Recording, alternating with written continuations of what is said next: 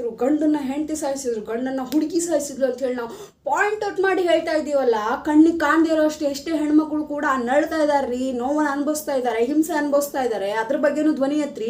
13 ವರ್ಷದ ಹುಡುಗಿ ಮೇಲೆ ರೇಪ್ ಅಟೆಂಪ್ಟ್ ಆಗೈತ್ರಿ. ಎಲ್ಲ ಕಡೆನೂ ಕಾಂಟ್ರವರ್ಸಿ ಮಾಡ್ತಾ ಇದ್ದಾರೆ. ಏನಂತ ಹೇಳಿಬಿಟ್ಟು ಗೌರ್ಮೆಂಟ್ ಆ ರೀತಿ ಸೆಕ್ಷನ್ಸ್ ತೆಗ್ದೈತಿ, ಈ ರೀತಿ ಸೆಕ್ಷನ್ಸ್ ತೆಗ್ದೈತೆ ಅಂತ ಹೇಳಿ ಸರ್ಕಾರ ಜನ ಇಷ್ಟಕ್ಕೆಲ್ಲ ಹೋರಾಡೋಕ್ಕಿಂತ ಮುಂಚೆ ಒಂದು ಹೆಣ್ಣು ಮಗು ಮೇಲೆ ರೇಪ್ ಅಟೆಂಪ್ಟ್ ಆಗೈತ್ರಿ, ಅದು ಒಂದು ಚಿಕ್ಕ ಮಗು ಮೇಲೆ. ಅದ್ರ ಬಗ್ಗೆ ಯಾಕ್ರಿ ನೀವು ಕೈ ತಗೋಂಗಿಲ್ಲ? ಅದೇ ಒಂದು ಸೋನು ಶ್ರೀನಿವಾಸ್ ಗೌಡ ಏನೋ ಒಂದು ಕಾಂಟ್ರವರ್ಸಿಲಿ ಕಳ್ಳನ ಮಕ್ಕಳ ಅಂತ ಹೇಳಿ ವರ್ಡ್ ಯೂಸ್ ಮಾಡ್ತಾಳೆ, ಅದಕ್ಕೆ ಅಷ್ಟೊಂದೆಲ್ಲ ಸೀನ್ ಕ್ರಿಯೇಟ್ ಮಾಡಿಬಿಟ್ಟು ದೊಡ್ಡದಾಗಿ ವೈರಲ್ ಮಾಡ್ತೀರಿ. ಅದೇ ಒಂದು ಚಿಕ್ಕ ಮಗು ಮೇಲೆ ಆಯಿತು ಅತ್ಯಾಚಾರ ಮಾಡಿರ್ತಾರೆ, ಅದ್ರ ಬಗ್ಗೆ ಹೇಳಂಗಿಲ್ಲ. ಅದು ಯಾವುದಾದ್ರು ಧರ್ಮಸ್ಥಳದ್ದು ಸೌಜನ್ಯ ಕೇಸ್, ಅದ್ರ ಬಗ್ಗೆ ಯಾವುದು ಕೂಡ ಮಾತಾಡ್ತಲ್ಲ. ಅಂದರೆ ಹೆಂಗೆ ಸಲೀಸಾಗಿ ಸಿಗೋದನ್ನು ಮಾತ್ರ ನೀವು ಯೂಸ್ ಮಾಡ್ಕೊತೀರಿ. ಅದರ್ವೈಸ್ ನಿಮಗೆ ಈ ಥರ ಅವಶ್ಯಕತೆನೇ ಇಲ್ಲ. 1-2 ದಿನ ಬಂತ ಮುಗೀತು. ಅದು ಕೂಡ ಭರತ್ ತಿವಾರಿದು ಅದೇ ಆಯಿತು. 1-2 ದಿನ 3 ದಿನ ಹೋರಾಟ ಮಾಡಿದ್ರ ಅದು ಕಂಟಿನ್ಯೂ ಆಯ್ತಾ ಏನಂತೇಳಿ ಅದ್ರ ಬಗ್ಗೆನೂ ಸುದ್ದಿ ಇಲ್ಲ. ಒಟ್ ಏನು ಗೊತ್ತಾ, ಯಾರು ಕೈಲಿ ಆಗಂಗಿಲ್ಲಲ್ಲ ಅಂಥವ್ರನ್ನ ನೀವು ಟಾರ್ಗೆಟ್ ಮಾಡ್ತೀರಿ. ತಾಕತ್ ಅನ್ನೋದಿದ್ರೆ ಗೌರ್ಮೆಂಟನ್ನು ಎದುರು ಹಾಕೊಳ್ರಿ. ಅದನ್ನು ಬಿಟ್ಟು ಸೋನು ಶ್ರೀನಿವಾಸ್ ಗೌಡ ಶಾರ್ಟ್ ಡ್ರೆಸ್ ಹಾಕೊಂಡ್ಲು, ಇನ್ನು ಅವಳು ಏನಾದ್ರು ಹಾಕೊಳ್ಳಿರಿ. ನೀವು ಹೋರಾಟ ಮಾಡ್ತಾ ಇರೋದು ಇಡೀ ಸರ್ಕಾರದ ವಿರುದ್ಧವಾಗಿ, ಸಂವಿಧಾನದ ವಿರುದ್ಧವಾಗಿ, ಅಲ್ಲಿರೋ ಕಾನೂನಾತ್ಮಕ ಅಧಿಕಾರಗಳ ವಿರುದ್ಧವಾಗಿ. ಅದನ್ನು ಬಿಟ್ಬಿಟ್ಟು ಇಂತಹ ಫಾಲ್ತು ಯೋಜನೆಗೆ ನೀವು ಕೈ ಹಾಕಕ್ಕೆ ಹೋಗಬೇಡ್ರಿ. ನಿಜವಾಗಿ ದೇಶಭಕ್ತ ಆಗ್ರಿ ನೀವು. ಹೌದ್ರಿ, ರಾಜಸ್ಥಾನದೊಳಗೆ ಇವಾಗ ಬರೀ 13 ವರ್ಷ ರೀ, ಆಟ ಆಡೋ ವಯಸ್ಸಲ್ಲಿ, ಓದು ಎಲ್ಲರ ಜೊತೆ ಬೆರೆಯೋ ವಯಸ್ಸಲ್ಲಿ, ಜಗತ್ತನ್ನು ತಿಳ್ಕೊಳ್ಳೋ ವಯಸ್ಸಲ್ಲಿ ಆ ಹುಡುಗಿ ಮೇಲೆ ರೇಪ್ ಅಟೆಂಪ್ಟ್ ಆಗೈತ್ರಿ. ಅದು ಪಾಪ ಅವಳು ಏನು ಮಾಡಿಲ್ಲ ರೀ, ಜಸ್ಟ್ ಫ್ರೆಂಡನ್ನ ಮೀಟ್ ಮಾಡಿಬಿಟ್ಟು ಮನೆಗೆ ಹೊಂಟಾಳ ಆಟೋ ಹಿಡ್ಕೊಂಡು. ಆ ಆಟೋದವನು ನಿನ್ನ ಎಲ್ಲಿ ಬಿಡಬೇಕು ಏನು ಅಂಥೇಳಿ ಕೇಳಿಬಿಟ್ಟು ಅವಳನ್ನು ಮನೆಗೆ ಬಿಡ್ತೇನೆ ಅಂತ ಹೇಳಿ ನಂಬಿಸಿ ಆಟೋನಲ್ಲಿ ಕುಂದಿರಿಸಿ ಲಾಡ್ಜಿಗೆ ಕರ್ಕೊಂಡು ಹೋಗ್ತಾನೆ. ಲಾಡ್ಜಿಗೆ ಕರ್ಕೊಂಡು ಹೋಗ್ಬಿಟ್ಟು ಆ ಮಾಲಕನಿಗೆ ಮಾರ್ತಾನೆ ರೀ. ಅವನು ಮಾರ್ಬಿಟ್ಟು ಆಕೆನ 1 ಅಲ್ಲ ರೀ 2 ಅಲ್ಲ ರೀ 5 ಲಾಡ್ಜ್ ರೀ, ಒಂದು ಕಡೆಯಿಂದ ಒಂದು ಕಡೆ ಲಾಡ್ಜಿಗೆ ಶಿಫ್ಟ್ ಮಾಡ್ತಾರ್ರಿ. ಒಂದು ವಸ್ತುನ ಶಿಫ್ಟ್ ಮಾಡ್ದಂಗೆ ಆ ಹುಡುಗಿ ಜೊತೆ 1 ಅಲ್ಲ 2 ಅಲ್ಲ ರೀ 30 ಜನ ರೇಪ್ ಅಟೆಂಪ್ಟ್ ಮಾಡಿದಾರ್ರಿ. ಆ ಒಂದು ಹುಡುಗಿ ಮೇಲೆ. ಬರೀ 13 ವರ್ಷ ರೀ ಅವಳಿಗೆ. 5 ದಿನ ಆದಮೇಲೆ ಆ ಹುಡುಗಿ ಸಿಕ್ಕಿದಾಳೆ. ಆ ಹುಡುಗಿ ಸಿಕ್ಕಿದ ಮೇಲೆ ಆಕೆಯನ್ನು ಪ್ರಶ್ನೆ ಮಾಡ್ತಾ ಇದ್ದಾರೆ ಪಾಪ ಎಲ್ಲರೂ.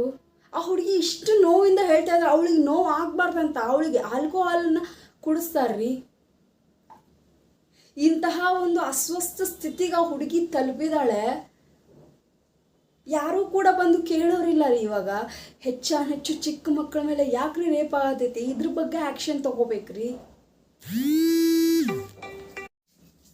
ಆ ಹುಡುಗಿ ಹಾಸ್ಪಿಟ್ಲೊಳಗೆ ಮಲ್ಕೊಂಡಾಳ. ಆಕಿ ನೋವೊಳಗೆ ಆಕಿನ ವಾಯ್ಸ್ ಹೆಂಗೈತೆ ಗೊತ್ತೇನ್ರಿ, ನನ್ನನ್ನು ಸಾಯಿಸ್ತಾರೆ ಇವರು, ಪೊಲೀಸರು ಬಂದರು, ನನಗೆಲ್ಲ ನೋವು ಕೊಟ್ಟರು, ನನಗೆ ಆಗ್ತಿಲ್ಲ, ನಾನು ಸಾಯ್ತೀನಿ, ನನ್ನನ್ನು ಕೊಂದು ಒಗಿತಾರೆ ಇವರು, ನನಗೆಲ್ಲ ಗೊತ್ತೈತೆ ಅಂತ ಹೇಳಿ ಕಣ್ಣು ಮುಚ್ಕೊಂಡು ಒಂಥರ ಅದು ಹೆಂಗಾಗಿತ್ತು ಗೊತ್ತೇನ್ರಿ, ಮಾನಸಿಕ ಸ್ಥಿತಿನೇ ಹೋಗ್ಬಿಟ್ಟೈತ್ರಿ ಆ ಹುಡುಗಿಗೆ. ಆ ಒಂದು ಚಿಕ್ಕ ವಯಸ್ಸಿನ ಮೇಲೆ, ಹುಡುಗಿ ವಯಸ್ಸಿನ ಮೇಲೆ 30 ಜನ ರೇಪ್ ಮಾಡಿದಾರಂದ್ರೆ ಏನ್ರಿ ಇದು? ರಾಜಸ್ಥಾನ ಆಗಿರ್ಬೋದು, ಉತ್ತರ ಪ್ರದೇಶ ಆಗಿರ್ಬೋದು, ಇವು ಹರಿಯಾಣ, ಈ ಥರ ಒಂದು ದೇಶದೊಳಗೆ ಹೇಳ್ತಾರೆ, ರಾಜ್ಯದೊಳಗೆ ಹೆಣ್ಣು ಮಕ್ಕಳಿಗೆ ಯಾವುದೇ ರೀತಿ ಸೆಕ್ಯೂರ್ ಇಲ್ಲ ರೀ. ಅಲ್ಲಿ ಸೆಕ್ಷನ್ಸ್ಗಳು, ಅಲ್ಲಿ ಕಾನೂನು ಎಲ್ಲಿ ಹೋಯ್ತ್ರಿ, ಏನಾಯಿತು? ಇವಾಗ ಈ ಥರ ಎಲ್ಲ ಕಣ್ಣಿಗೆ ಬರುವಾಗ ಪ್ರೊಟೆಸ್ಟ್ ಮಾಡ್ತಾ ಇದ್ದಾರೆ. ಎಲ್ಲದಕ್ಕೂ ಹೇಳ್ತಾರೆ ಪೊಲೀಸರು ಕಾವಲಿರ್ತಾರೆ ಅಂತ ಹೇಳಿಬಿಟ್ಟು ಇಂತಹ ಲಾಡ್ಜ್ಗಳಿಗೆ ಎಂತಹ ಹೆಣ್ಮಕ್ಳನ್ನು ಕರೆದ್ರೂ ಒಂದು ಐಡೆಂಟಿ ಪ್ರೂಫನ್ನು ತೊಗೊಂಡ್ಬಿಟ್ಟು ಕರ್ಕೊತಾರೋ, ಹಾಗೆ ಹಿಂಗೆ ಎಲ್ಲನೂ ಸೆಕ್ಯೂರ್ ಆಗೈತೆ ಅಂತೇಳಿ ಹೇಳೋ ಒಂದು ರಾಜ್ಯ ಇಷ್ಟು ಅಸಡ್ಡೆಯಾಗಿ ಕುಂದ್ರಕ್ಕೆ ಹೆಂಗ್ರಿ ಸಾಧ್ಯ? ಆ ಹೋಟೆಲ್ ಮಾಲೀಕನಿಗಾದ್ರೂ ಗೊತ್ತಾಗ್ಲಿಲ್ಲ ಅಲ್ರಿ, ಆ ಒಂದು ವಯಸ್ಸಿನ ಹುಡುಗಿ ತನಗೂ ಒಂದು ಮಗಳು ಇರ್ತಾಳು ಅಂಥೇಳಿ ಆ ಮಗಳನ್ನ ಮಾರ್ತಾನೇನ್ರಿ ಇನ್ನೊಂದು ಹೆಣ್ಮಗಳಂದ್ರೆ ಅಷ್ಟು ಕೈಯಾಡೋ ವಸ್ತುನ ಅವರು. ಇದಕ್ಕೆ ಪ್ರೊಟೆಸ್ಟ್ ಮಾಡ್ರಿ, ಇದಕ್ಕೆ ಹೋರಾಟ ಮಾಡ್ರಿ. ಅದನ್ನು ಬಿಟ್ಟು ಖಾಲಿ ಪಾಲ್ತು ಯಾವಳು ಚಿಕ್ಕ ಬಟ್ಟೆ ಹಾಕೊಂಡ್ಲು, ಇನ್ನೊಬ್ರು ಏನೋ ಮಾತಂದ್ಲು ಅಂತ ಹೇಳ್ಬಿಟ್ಟು ಇಷ್ಟು ದೊಡ್ಡದಾಗಿ ಸೀನ್ ಕ್ರಿಯೇಟ್ ಮಾಡ್ತೀವಲ್ಲ. ನೀವು ಹೋರಾಟ ಮಾಡೋದೇ ಆಗಿದ್ರೆ, ಮಾತಾಡೋ ಇದ್ರೆ ಮೀಡಿಯಾದವರು ಹಿಂದಿಂತ ಸಣ್ಣ ವಿಷಯಕ್ಕೆ ಹೋಗ್ಬಿಟ್ಟು ದೊಡ್ಡದಾಗಿ ಕ್ರಿಯೇಟ್ ಮಾಡ್ತಾರಲ್ಲ, ಇದನ್ನು ಕ್ರಿಯೇಟ್ ಮಾಡ್ರಿ. ಇದನ್ನು ಕಂಟಿನ್ಯೂ ಆಗ ಆ ಹುಡುಗಿಗೆ ನ್ಯಾಯ ಸಿಗೋ ಮಟ್ಟ ಹೋರಾಡ್ರಿ. ಅದನ್ನು ಬಿಟ್ಟು ಅದೇ ಹೇಳ್ತಾರಲ್ಲ, ಎಲ್ಲವೂ ಕೂಡ ಈಸಿ ಆಗಿರೋದು. ಯಾರು ಕೂಡ ಕಾನೂನನ್ನು ಎದುರು ಹಾಕೋಂಗಿಲ್ಲ. ಗೊತ್ತಾಯ್ತು ಅವ್ರಿಗೆ ಕಾನೂನನ್ನು ಎದುರು ಹಾಕೊಂಡ್ರೆ ಏನಾಗುತ್ತೆ ಅಂತ.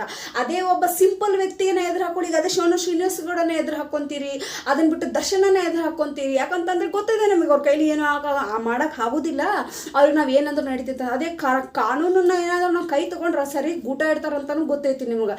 ಅದಕ್ಕೆ ಎಲ್ಲಿ ನೀವು ಮಾತಾಡಬೇಕು ಅಲ್ಲಿ ಮಾತಾಡ್ತೀರಿ, ಎಲ್ಲಿ ಮಾತಾಡಬಾರ್ದು ಅಲ್ಲಿ ಮಾತಾಡಲ್ಲ. ಅಂದರೆ ನೀವು ಕೂಡ ಸೇಫ್ ಗೇಮನ್ನು ಆಡ್ತಾ ಇದ್ದೀರಿ. ಇಂಥ ಹೆಣ್ಮಕ್ಳ ವಿರುದ್ಧ ನಿಲ್ರಿ, ಇಂಥ ಹೆಣ್ಮಕ್ಳಿಗೆ ಸಪೋರ್ಟ್ ಮಾಡ್ರಿ. ಎಷ್ಟು ರೇಪ್ ಅಟೆಂಪ್ಟ್ ಆಗಿದೆ ಆ ಸೌಜನ್ಯ ಕೇಸ್, ಎಲ್ಲಿಗೆ ನಿಂತ್ರಿ? ಅಲ್ಲಿಗೆ ಸ್ಟಾಪ್ ಆಯಿತು, ಮುಗೀತು. ಒಂದು ಸ್ವಲ್ಪ ದಿನ ಮಾತಾಡಿದ್ರ, ಅದಾದ್ಮೇಲೆ ಅಲ್ಲಿಗೆ ಕ್ಲೋಸ್ ಆಯಿತು. ಅದಾದ್ಮೇಲೆ ಏನಾಯಿತು ಮುಂದಿನ ವಿಷಯ? ಮತ್ತೇನಾದ್ರು ಹೊಸ ಸುದ್ದಿ ಬರೋಮುಟ ಅಷ್ಟೇ, ಯಾವುದು ಕೂಡ ಕಂಟಿನ್ಯೂ ಇಲ್ಲ ರೀ. ಅಲ್ಲಿಗೆ ಸ್ಟಾಪ್ ಆಗೋದು. ಈ ಒಂದು ಹುಡುಗಿಗೆ ನ್ಯಾಯ ಸಿಗಬೇಕು ರೀ. ಪ್ರತಿಯೊಂದು ಚಿಕ್ಕ ಮಕ್ಕಳ ಮೇಲೆ ರೇಪ್ ಅಟೆಂಪ್ಟು, ಪ್ರತಿ ಚಿಕ್ಕ ಮಕ್ಕಳ ಮೇಲೆ ರೇಪ್ ಅಟೆಂಪ್ಟು. ಹೇಳ್ತಾ ಇದ್ದರು ಗಂಡು ಮಕ್ಳಿಗೆ ಸೇಫ್ ಇಲ್ಲ, ಗಂಡು ಮಕ್ಳು ಸೇಫ್ ಇಲ್ಲ ಅಂತೇಳಿ. ಹೌದ್ರಿ, ಅವರು ಸೇಫ್ ಇಲ್ಲ ಹಂಗಂತ ಹೇಳಿಬಿಟ್ಟು ಹೆಣ್ಮಕ್ಳಿಗಾಗೋ ಅನ್ಯಾಯನ ಹೆಂಗ್ರಿ ಬರೆಯೋಕ್ಕೆ ಸಾಧ್ಯ? ಏಕೆ ಅವ್ರ ಹಣೆ ಬರೋಣ ಅದು. ಹೆಣ್ಮಕ್ಳು ಬಿಡು, ಅವ್ರಿಗಿರೋದೇ ಅದು, ಅದಕ್ಕೆಲ್ಲ ನಾವು ತಲೆ ಕೆಡಿಸೋಂಗಿಲ್ಲ ಅಂಥೇಳಿ. ಗಂಡು ಮಕ್ಳಿಗೆ ಜೀವನದಲ್ಲಿ ನಂಬಿಕೆನೇ ಇಲ್ಲ, ಮದುವೆಯಲ್ಲಿ ನಂಬಿಕೆನೇ ಇಲ್ಲ, ಸಾಯ್ತಾ ಇದ್ದಾವೆ ಅಂತ ಹೇಳ್ತಾ ಇದ್ದಾರಲ್ಲ. ಇದಕ್ಕಿಂತ ಹಿಂದೆ ಎಷ್ಟೋ ಜನ ಒಂದು ಹಣಕ್ಕೋಸ್ಕರ ಹೆಣ್ಮಕ್ಳನ್ನ ಸಾಯಿಸಿದ್ದುಂಟು. ಅದ್ರ ಬಗ್ಗೆ ಯಾಕೆ ನೀವು ತಗತ್ತಿಲ್ಲ? ಗಂಡು ಮಕ್ಳ ಜೀವನ ಅಷ್ಟೇ ಜೀವನ. ಯಾಕಂದರೆ ಅದು ಹೊಸದಾಗ ಆಗ್ತಿದ್ದಲ್ಲ. ಮುಂಚೆ ಹೆಂಗೆ ಮಾಡ್ತಾಯಿದ್ರು? ವರದಕ್ಷಿಣೆ ಸಲುವಾಗಿ ಹೆಣ್ಮಕ್ಳನ್ನ ಸುಡ್ತಿದ್ರು, ಹಿಂಸೆ ಮಾಡ್ತಿದ್ರು, ಅತ್ಯಾಚಾರ ಮಾಡ್ತಿದ್ರು. ಅಂಥವ್ರ ಬಗ್ಗೆ ಯಾರು ಹೇಳೋಂಗಿಲ್ಲ. ಇವಾಗ ಹೊಸದಾಗಿ ಕಾಣ್ತಾ ಇದೆಯಲ್ಲ ಕಣ್ಣು ಮುಂದೆ, ಹುಡುಗರನ್ನ ಸಾಯಿಸಿದ್ದು, ಅದು ಮಾಡಿದಾಗೆ ಮುಂಚೆ ಆಗಿದ್ದು ಮುಚ್ಚೋಗ್ಬಿಡ್ತಾ? ಎಲ್ಲದಕ್ಕೂ ನ್ಯಾಯ ಅನ್ನೋ ಸಿಗ್ಬೇಕ್ರಿ. ಗಂಡಾದರೂ ಅಷ್ಟೇ, ಹೆಣ್ಣಾದರೂ ಅಷ್ಟೇ. ಪ್ರತಿಯೊಂದಕ್ಕೂ ಗಂಡು ಮಾಡಿದ್ರು, ಗಂಡು ಸತ್ರು, ಗಂಡನ್ನ ಹೆಂಡತಿ ಸಾಯಿಸಿದ್ರು, ಗಂಡನ್ನು ಹುಡುಗಿ ಸಾಯಿಸಿದ್ರು ಅಂತ ಹೇಳಿ ನಾವು ಪಾಯಿಂಟ್ ಔಟ್ ಮಾಡಿ ಹೇಳ್ತಾ ಇದ್ದೀವಲ್ಲ. ಕಣ್ಣಿಗೆ ಕಾಣದೇ ಇರೋ ಅಷ್ಟೇ ಎಷ್ಟೇ ಹೆಣ್ಮಕ್ಳು ಕೂಡ ನಳ್ತಾ ಇದ್ದಾರೆ ರೀ, ನೋವನ್ನು ಅನುಭವಿಸ್ತಾ ಇದ್ದಾರೆ, ಹಿಂಸೆ ಅನುಭವಿಸ್ತಾ ಇದ್ದಾರೆ. ಅದ್ರ ಬಗ್ಗೆನೂ ಧ್ವನಿ ಎತ್ರಿ, ಅದ್ರ ಬಗ್ಗೆನೂ ಕಾಣ್ರಿ. ಎಲ್ಲಕ್ಕೂ ಕೂಡ ಸಮಾನವಾದ ನ್ಯಾಯ ಏನಾದರೂ ಸಿಕ್ಕಿದ್ರೆ ಯಾವುದೂ ಕೂಡ ಆಗ್ತಾ ಇರಲಿಲ್ಲ. ಇದು ನಮ್ಮ ಕಾನೂನು ಯಾವ ರೀತಿ ಕೈ ತಗೋತೈತಿ ನಮ್ಮ ಭಾರತ ದೇಶ ಅನ್ನೋದು ಇನ್ಮೇಲೆ ನೋಡ್ಬೇಕ್ರಿ. ಇಷ್ಟೆಲ್ಲ ರೇಪ್ ಅಟೆಂಪ್ಟ್ಗಳು ಆಗ್ತಾ ಇದೆ, ಇಷ್ಟೆಲ್ಲ ಕೊಲೆ ಸುಲಿಗೆ ಆಗ್ತಾ ಇದ್ದಾವು, ಎಲ್ಲವೂ ಕೂಡ ಕಣ್ಣು ಮುಚ್ಕೊಂಡು ಕುಂತಿದ್ದ. ಅಲ್ಲಿ ಇನ್ನೊಬ್ಬ ಶಾಸಕ ಹೇಳಿದಾನೆ, ರೇಪನ್ನು ಏನು ಎಂಜಾಯ್ ಮಾಡ್ಕೊಂಡು ಮಾಡ್ರಿ ಅಂತ. ಅವನಿಗೂ ಒಂದು ಮಗಳಿದ್ದಾಳೆ, ಹೇಳ್ತಿದ್ದಾಳೆ, ಹೋಗಿ ಇನ್ನೊಬ್ಬನಿಗೆ ಮಾರ್ಬಿಟ್ಟು ಅಂತ ಹೇಳಿ ಆಮೇಲೆ ಎಂಜಾಯ್ ಮಾಡಂತ ಹೇಳಬೇಕು. ಆವಾಗಲೇ ತಾನೇ ಅವನಿಗೆ ಗೊತ್ತಾಗೋದು. ಇನ್ನೊಂದು ಹೆಣ್ಮಕ್ಳ ಮೇಲೆ ರೇಪ್ ಆದರೆ ಎಂಜಾಯ್, ತನ್ನ ಮನೆ ಮಕ್ಕಳ ಮೇಲೆ ಆತಾದರೆ ಅದು ಅನ್ಯಾಯ. ಇದು ರೀ ರಾಜಸ್ಥಾನದಲ್ಲಿ ನಡೀತಾ. ರಾಜಸ್ಥಾನ ಅಂತ ಅಲ್ಲ ರೀ, UP ಒಳಗೆ ಎಂಥ ಹೆಣ್ಮಕ್ಳಿಗೆ ರೋಡ್ ಒಳಗೆ ಹೊಡಿತಾರೆ ರೀ ಗಂಡ ಚಾಪ್ಲಿ ತೊಗೊಂಡು. ಇನ್ನು ಮಟಾನು ಹೆಣ್ಮಕ್ಳು ಸೆಕ್ಯೂರ್ ಇಲ್ಲ ರೀ. ಈ ಒಂದು ಹುಡುಗಿಗಾದ ಅನ್ಯಾಯ ನಿಜವಾಗ್ಲೂ ಇನ್ಮೇಲೆ ಯಾವ ಹೆಣ್ಣು ಚಿಕ್ಕ ಮಕ್ಕಳಿಗೆ ಆಗಬಾರ್ದ್ರಿ. ಈ ಥರ ಒಂದು ನ್ಯಾಯಕ್ಕೆ ಹೋರಾಟ ಮಾಡಿರಿ ನೀವು. ಸೊ ಇದು ರಾಜಸ್ಥಾನದಲ್ಲಿ ಆ ಒಂದು ಪುಟ್ಟ ಬಾಲಕಿಯ ಮೇಲೆ ಅತ್ಯಾಚಾರ ಎಸಗಿ ಕೃತ್ಯವನ್ನು ಮೆರೆದಿರುವಂತಹ ದುಷ್ಕರ್ಮಿಗಳಂತಾನೆ ಹೇಳ್ಬೋದು. ಇಂಥವ್ರನ್ನ ಫಸ್ಟ್ ಶೂಟ್ ಮಾಡೋಗಿಬೇಕು. So thank you so much. ನನ್ನ ಈ ಒಂದು ಮಾತು ಎಷ್ಟು ಸರಿನೋ ತಪ್ಪು ಗೊತ್ತಿಲ್ಲ, ಆದರೆ ಸತ್ಯದ ಮಾತನ್ನು ಆಡಿದ್ದೀನಿ ಅಂಥೇಳಿ ನನ್ನ ಮನಸ್ಸಿಗೆ ತೃಪ್ತಿ ಐತೆ. ಯಾರು ನನ್ನ ಬಗ್ಗೆ ಏನೇ ಮಾತಾಡಲಿ ಅದ್ರ ಬಗ್ಗೆ ಇಲ್ಲ ರೀ. ನ್ಯಾಯ ಗಂಡಿಗಾದರೂ ಅಷ್ಟೇ, ಹೆಣ್ಣಿಗಾದರೂ ಅಷ್ಟೇ ಸಿಗಲೇಬೇಕು. Thank you so much. ನನ್ನ ಚಾನಲ್ನ ಹೊಸದಾಗಿ ಯಾರು ನೋಡ್ತಾ ಇದ್ದೀರಿ ಅವರು ಸಬ್ಸ್ಕ್ರೈಬ್ ಮಾಡ್ಕೊಳ್ಳಿ, ಲೈಕ್ ಮಾಡಿ, ಶೇರ್ ಮಾಡಿ, ಕಮೆಂಟ್ ಮಾಡಿ. Thank you so much.